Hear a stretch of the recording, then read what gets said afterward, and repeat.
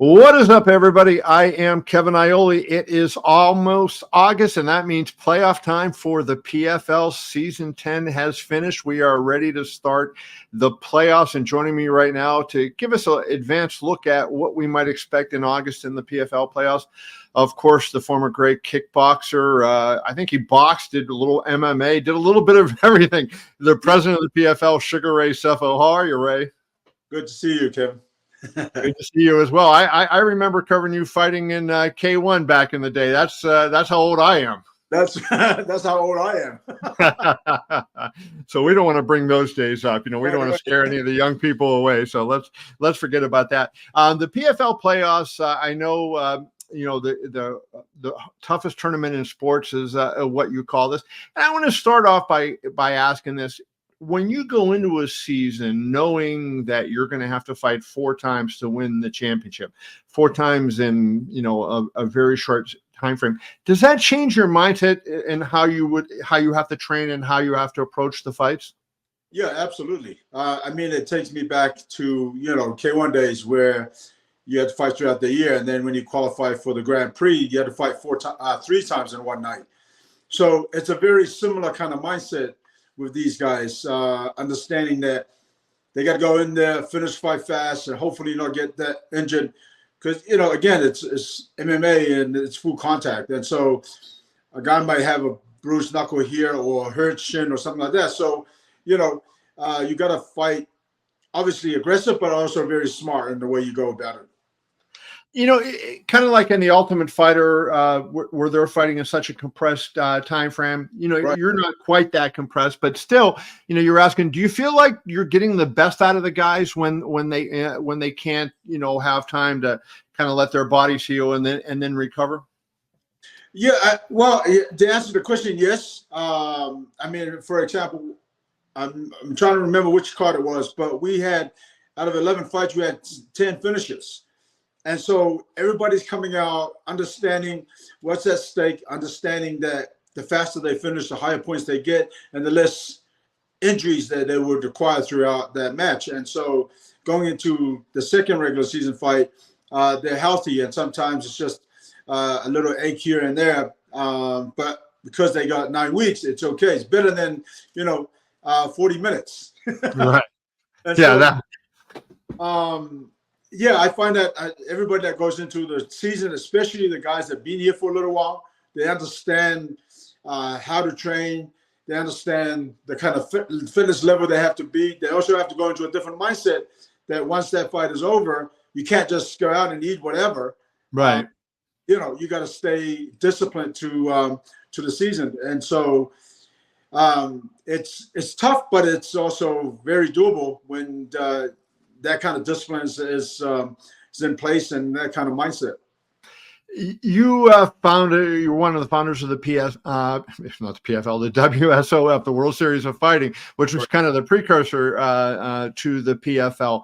How do you think the talent level has changed in the organization from the World Series of Fighting days until now that you're in season 10? You got a lot of the Bellator fighters on the roster. How do you think it has improved? 100% has definitely improved. But to your point, the Bellator acquisition also helped, especially this year. It kind of upped the level again of fighters and in the season. And so, everybody's got to step up. But going back to WSOF, back in those days, we had Andre Arlovsky, we had Anthony Johnson, all those, right? So there are big names back then. Still are today. They're some of the people that created the sport, that helped build the sport. And so with PFL, we're continuing to grow. And of course, for us and for myself, is signing the most talented and most exciting fighters that become available. Right. Interesting. Let's go over the playoffs start on August 2nd. So they're going to be August 2nd in Nashville. Then it's going to be August 16th in Hollywood, Florida. And then the 23rd in Washington, D.C. at the Anthem. So I want to go over the playoff fights on those cards and just kind of highlight a couple of the fights and ask you about them. On Nashville, Friday, August 2nd, that one starts. And one of the fights that I'm interested in there, and I want to get your take on, Liz Carmouche, the former Bellator champion, the former UFC title challenger. She's fighting Taila Santos. Santos has looked good in the regular season. Carmouche is really kind of taken, in Bellator, I thought she took her game to another level and has continued that this year, I thought. What was your take, Ray, on Liz, and how do you see that fight going? Yeah, I mean, that's a tough fight for both of them. Again, to your point, is that both Liz and Taila have come out and adapted to the regular season really well. Both won their 2 regular season fights. So, those are the 2 that's at the top of the food chain, really, when you look at the talent. And it'd be interesting to see who comes through.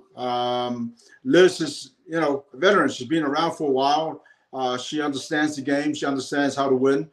But so does Taila. And so I was quite impressed with Tyler's last performance when she really had to kind of grapple and then get back to her striking and, obviously getting the win. But yeah, no, that's definitely a tough matchup for both of them. But they know how to win when it comes to actually pulling the trigger. That was a fight that I thought when the season started, that might have been your championship fight, right? So, one of these girls is going to be disappointed that she's not fighting for $1 million. Right. I agree. Again, because there's so much experience and so much talent there. So, no, I 100% agree. Also on that card, Dakota DVA, who's kind of become a big star as this season has, I just put her in. I have a top 16 pound for pound. I popped her into my top 16 now. Right. She's fighting Jenna Bishop, Oleg Popov versus Linton Vassell, and Dennis Goltoff versus Tim Johnson. Anything on any of those 3 fights from week 1 of the playoffs that you would want to highlight? Yeah, definitely. I think Dakota's, like you said, she's becoming, slowly a star, and she has a very aggressive style. She's a good-looking lady. She's hungry. So Jenna's no walker in the park, but this is in terms of striking. I think Dakota's definitely has that department. But in grappling, this is where Dakota's really going to test her grappling and see how she does. But I would not be surprised if she makes the finals. And, when you look at it, Dakota really hasn't been challenged a lot, so far. I mean, she's been so good that she's gotten through without having to be tested a lot. Right. Is that good or bad? Is it, good on those sense that gives her confidence, but bad, like you haven't been in bad spots? And I know fighters like to put themselves in bad spots in training. She hasn't been in that in a fight so much. No, 100%. You're absolutely correct on that. And Jenna is definitely going to test her, on the ground. Like I said, I think Dakota is definitely going to win the stand-up part of the game. But the grappling side of it, we're going to see where that goes. And if she comes through, then I think whoever comes through with Liz and Taila, that's another great test for her as well. But she's definitely on her way, and I think she's going to do good things as she continues to grow. Week 2, as I mentioned, August 16th in Hollywood, Florida. I want to ask you that, the main event that night, Impa versus Josh Silveira. I think that's a really interesting fight. And Impa is a guy that, he was your champion last year. And he's a guy that intrigues me because, when he was in the UFC, he just seemed like he was a guy, right? Win one, lose one. He was there, and he made this big leap up. It seems like maybe confidence was more than talent was a factor with him. Is that how you see it, Ray? Yeah, 100%. I think understanding what's at stake. So, for example, he knew going into the season, if he could become champion, he'll win $1 million plus. So obviously that's a great motivator.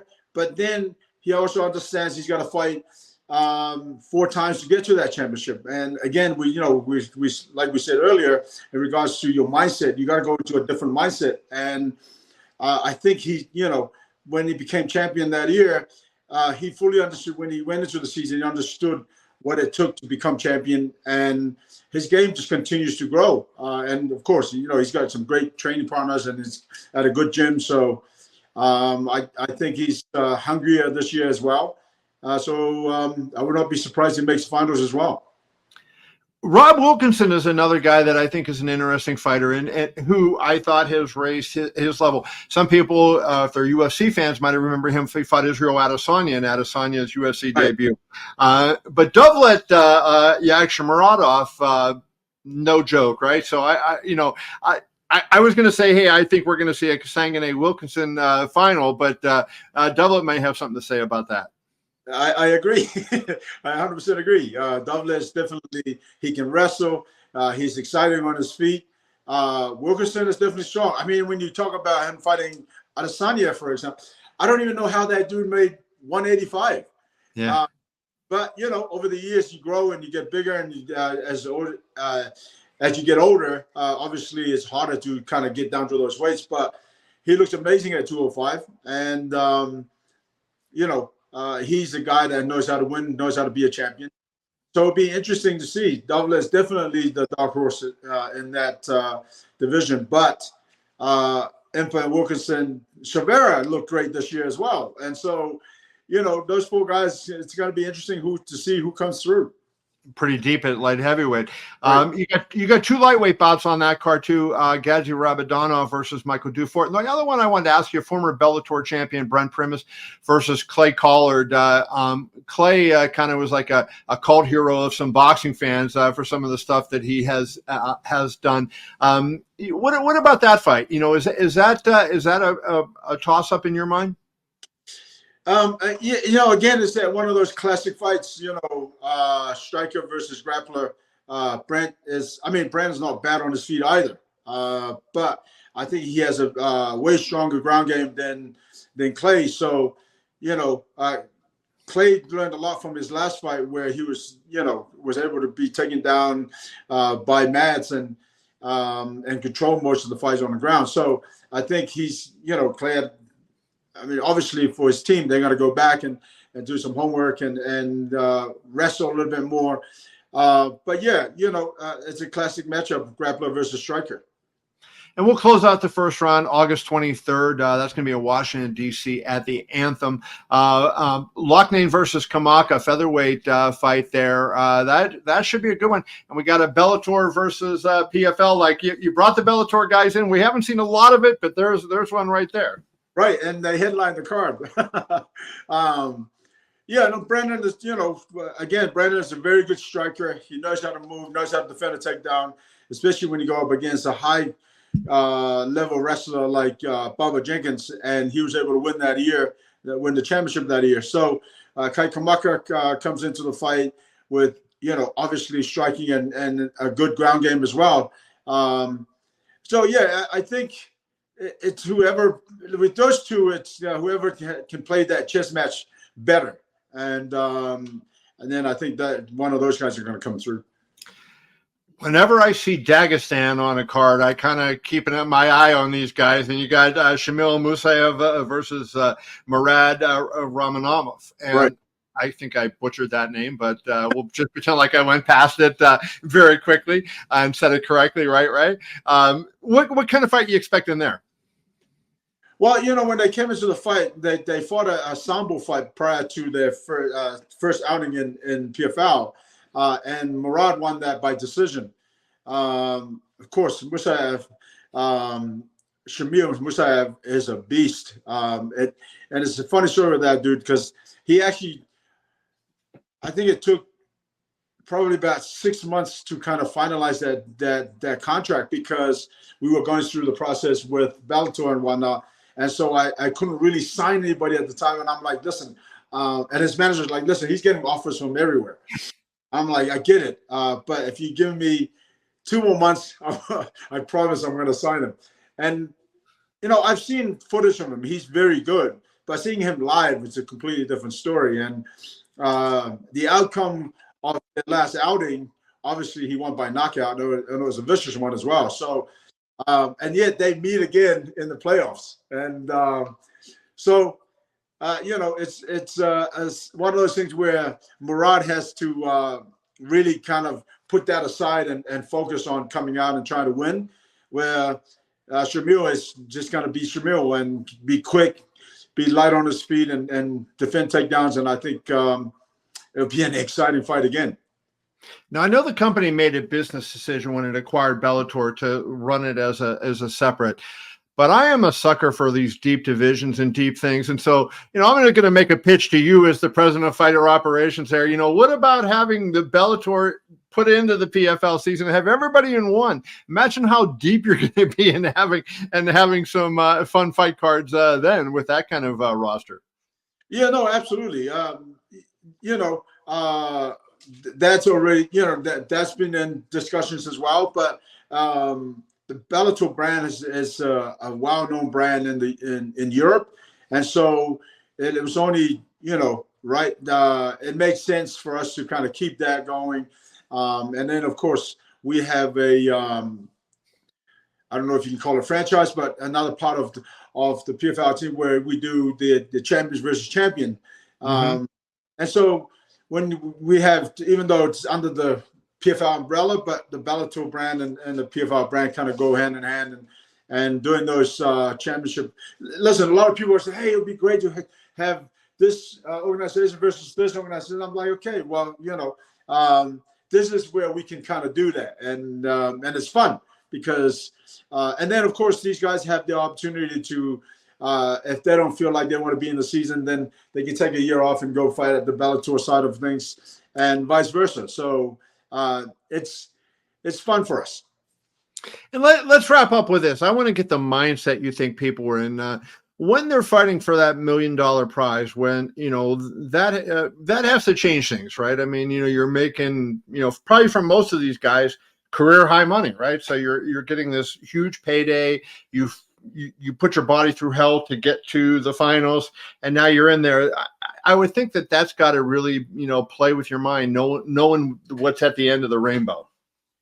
Yeah, it's definitely. It definitely motivates these guys to be disciplined in what they do, because again, you got to win to move forward, and.